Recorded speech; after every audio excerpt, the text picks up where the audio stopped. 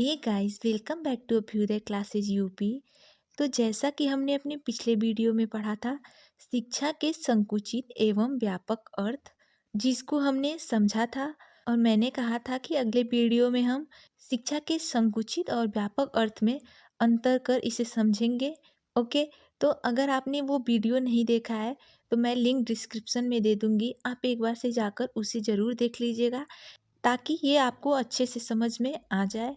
Okay, तो चलिए देखते हैं शिक्षा के संकुचित और व्यापक अर्थ में अंतर।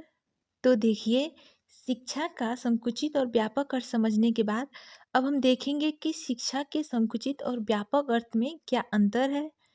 तो सबसे पहला जो पॉइंट है हमारा, संकुचित शिक्षा में शिक्षा का केंद्र केवल विद्यालय होता है। ओके, और व्यापक शिक्षा में शिक्षा का केंद्र समाज होता है और विद्यालय उसकी एक इकाई के रूप में बस कार्य करता है। ओके, यानी कि जो हमारा संकुचित शिक्षा है उसमें सिर्फ विद्यालय ही केंद्र होता है, जिसमें बालक निर्धारित समय पर जाकर ज्ञान अर्जित करता है या ज्ञान प्राप्त करता है।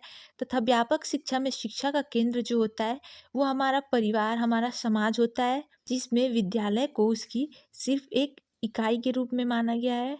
ओके, अब देखते हैं दूसरा पॉइंट हमारा, संकुचित शिक्षा में शिक्षा देने का कार्य शिक्षक करता है तथा व्यापक शिक्षा में समाज के वे सभी अंग शिक्षा प्रदान करने के साधन हैं जिनसे व्यक्तित्व के सभी या किसी पक्ष का विकास होता है।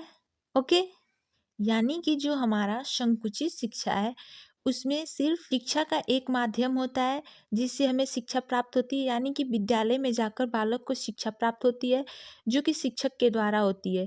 तथा व्यापक शिक्षा में बालक या व्यक्ति को अपने समाज, अपने परिवार में कहीं से भी शिक्षा वो अर्जित कर सकता है या प्राप्त कर सकता है, जिससे कि उसके व्यक्तित्व का निर्माण होता है या विकास होता है। ओके, वे सभी साधन इसमें आ जाते हैं। अब देखते हैं थर्ड पॉइंट, संकुचित शिक्षा में केवल नियोजित शिक्षा आती है तथा व्यापक शिक्षा में नियोजित और अनियोजित दोनों प्रकार की शिक्षा आती है। ओके, इतना समझ में आ गया। अब आगे देखते हैं। अब जो है हमारा फोर्थ पॉइंट, काफ़ी इम्पोर्टेंट पॉइंट है ये, जिसमें लिखा है कि संकुचित शिक्षा में शिक्षा केवल जीविकोपार्जन से संबंधित होती है एवं व्यापक शिक्षा में शिक्षा का संबंध जीविकोपार्जन तो होता ही है, उसके साथ साथ व्यक्तित्व के सभी पक्षों का विकास करना भी होता है। ओके, अब आगे देख लेते हैं।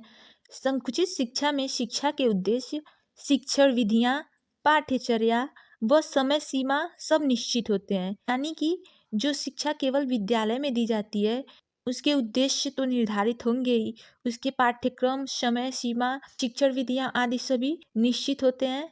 इसीलिए संकुचित शिक्षा में शिक्षा के उद्देश्य एवं पाठ्यचर्या आदि सभी की समय सीमा निश्चित होती है। ओके, तथा व्यापक शिक्षा में शिक्षा के उद्देश्य, शिक्षण विधियां, पाठ्यचर्या व समय सीमा अति व्यापक होते हैं, उन्हें समय सीमा में बांधा नहीं जा सकता है।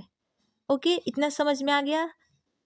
अब देखते हैं, संकुचित शिक्षा में शिक्षा का मुख्य उद्देश्य केवल बालक का मानसिक विकास मात्र होता है, अर्थात बालक के व्यक्तित्व का केवल एक पक्ष का ही विकास होता है, यानी कि व्यक्तित्व का पूर्ण निर्माण नहीं हो पाता है या पूर्ण विकास नहीं हो पाता है।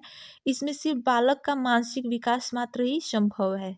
ओके, देखते हैं अगला पॉइंट हमारा, व्यापक शिक्षा में शिक्षा का मुख्य उद्देश्य बालक के व्यक्तित्व का संपूर्ण व सर्वांगीण विकास होता है, जैसा कि हमने अभी आगे समझा, अर्थात बालक के व्यक्तित्व के सभी पक्षों का विकास होता है।